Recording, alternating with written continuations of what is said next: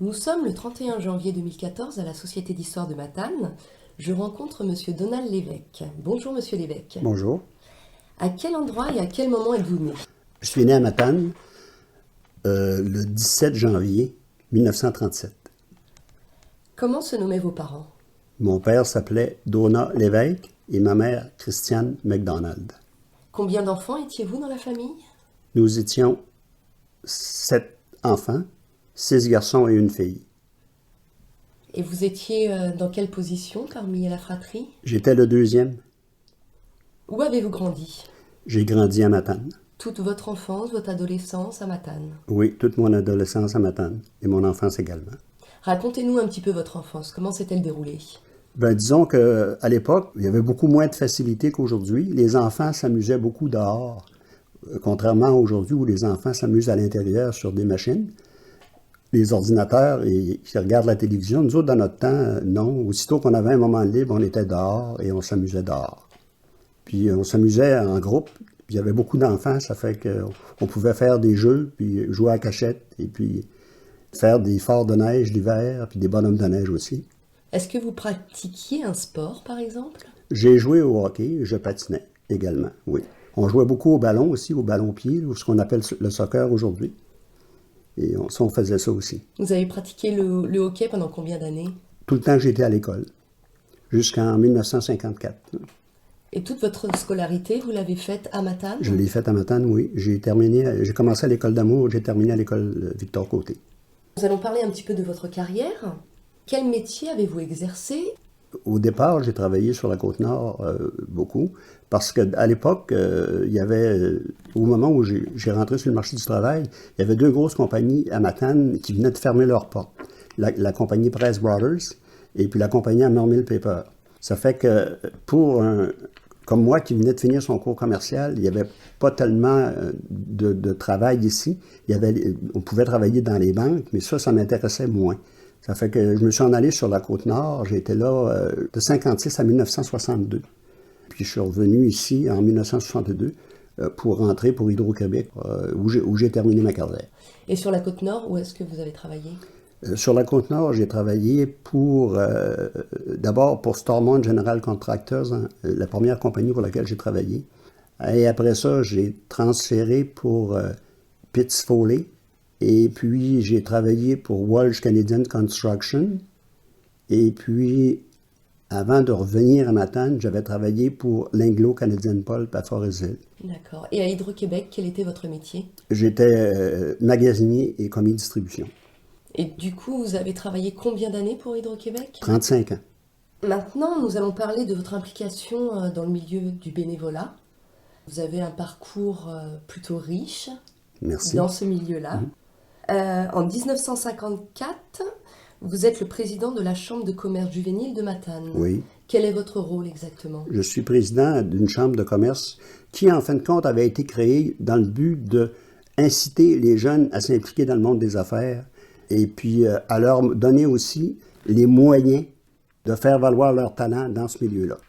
Pendant combien de temps vous avez exercé la fonction de président? J'étais là 1 an. Ma dernière année d'école, j'étais président de la Chambre de commerce juvénile de Matane. Et en 1962, vous êtes le président fondateur de la Jeunesse ouvrière catholique. Oui, ça a été 2 ans, de 62 à 63. Et puis, à ce moment-là, j'ai laissé ma place à un autre là, qui a pris la relève. Et puis ça, c'était pour aider les jeunes travailleurs à rentrer sur le marché du travail. Depuis 2003, vous êtes bénévole à la Société d'histoire et de généalogie de Matane. Oui. Pourquoi? Parce que j'aime l'histoire. D'accord. Et puis, j'aime aussi m'impliquer pour des causes que j'aime. Et puis, je trouve ça intéressant. Et puis, à Société d'histoire, il y a beaucoup de choses qui sont intéressantes à voir. Et puis, comme je suis un fouineux, je viens voir et puis je m'informe.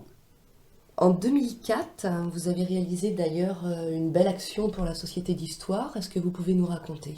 Oui, parce qu'en 2004, à la demande de la présidente de l'époque, Mme Annie Pearson, et de Georgie Bouffard, qui était venue à l'hôtel de ville pour que la ville de Matane se porte acquéreur de la collection des meubles Levasseur de Jardin. Étant donné que ce n'était pas le rôle de la ville à l'époque, moi, comme à titre d'individu, j'avais rencontré Mme Pearson et Georgie Bouffard pour leur dire que moi, je pourrais peut-être les aider s'ils veulent faire une levée de fonds. Ils se sont dit qu'ils étaient d'accord. Et puis, on a fait la levée de fonds. J'ai surtout fait la levée de fonds avec Maurice Gauthier. Et puis, on a eu beaucoup d'aide aussi de la mairesse de l'époque, Mme Linda Cormier. Et puis, finalement, ça nous prenait 35 000 $, puis on a ramassé les 35 000 $ pour acheter les meubles. Sur une période de combien de temps a duré cette levée de fonds? Oh, 2 mois maximum. Ça s'est fait très vite. Et très facilement? Oui, on peut dire que ça a été facile. Il a fallu travailler, mais on a eu des dons. On a même eu des dons de 1 000 $ de particuliers. En 2009, vous devenez membre du conseil d'administration de Relais Santé, Oui, un organisme communautaire pour les aînés. oui. Pourquoi, encore une fois, cette volonté de vous impliquer dans cet organisme? D'abord, je venais ici à Relais Santé souvent pour acheter des livres. Et puis, à un moment donné, la directrice de l'époque m'avait demandé si ça m'intéresserait de m'impliquer comme bénévole. Puis, je regardais aller le Relais Santé. Je voyais qu'il y a beaucoup de gens qui fréquentaient cet édifice-là. Et puis, je voyais aussi qu'il y avait une friperie pour les gens. Et puis, que beaucoup d'aînés étaient là. J'ai dit, ouais, ça c'était peut-être le temps de donner ce qu'on a reçu. Ça fait qu'à ce moment-là, je me suis impliqué, puis je suis encore là.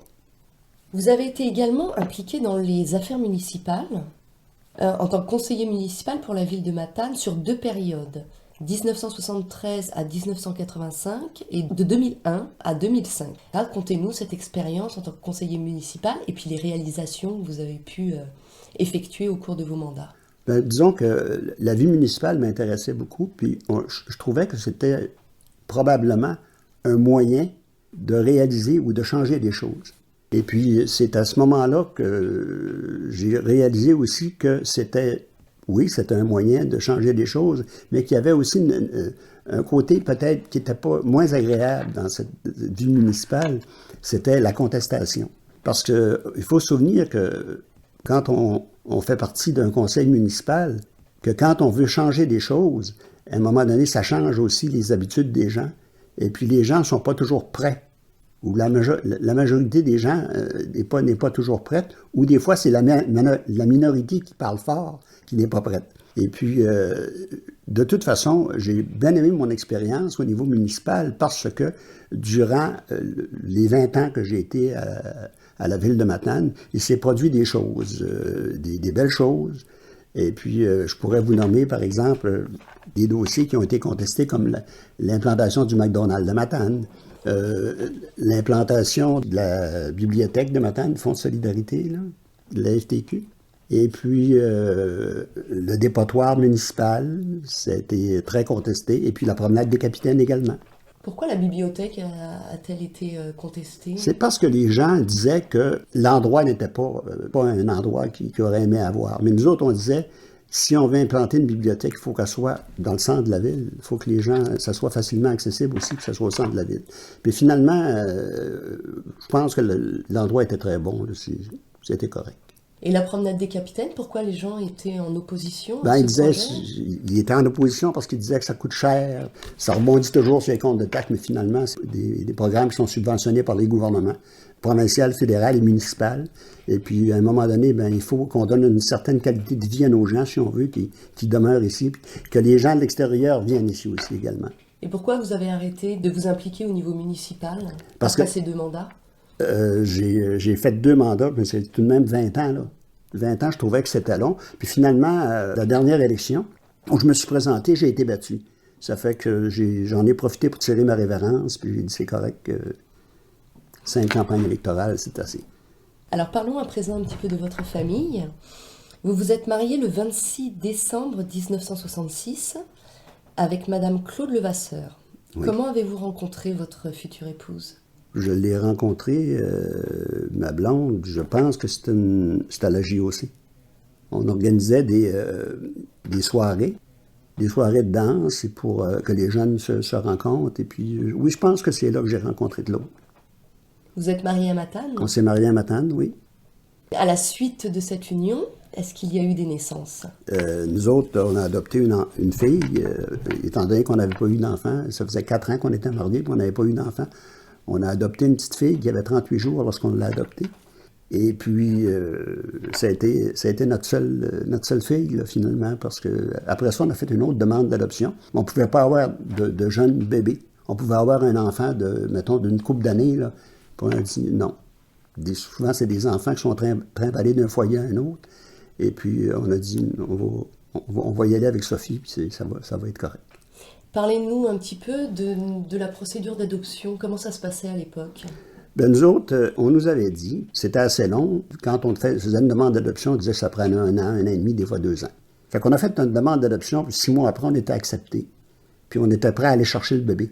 Ça fait que ça a été très vite, puis ça a bien été, très content. Quelle est l'occupation professionnelle de votre fille? Notre fille, Sophie, elle est enseignante. Elle enseigne à l'école Zanon-Soucy à Matane. Et est-ce que vous avez des petits-enfants? On a une petite fille qui s'appelle Marie-Dé Charbonneau, qui a 18 ans aujourd'hui, et puis qui finit cette année son cégep pour aller à l'université après. Dans quelle université va-t-elle aller? Je ne sais pas sûr si elle va aller à Laval ou à Trois-Rivières. Ça va dépendre de l'option qu'elle va choisir, mais elle n'a pas décidé encore. C'est supposé être le droit ou la recherche médicale. De quoi êtes-vous le plus fier de ce que vous avez réalisé dans votre vie?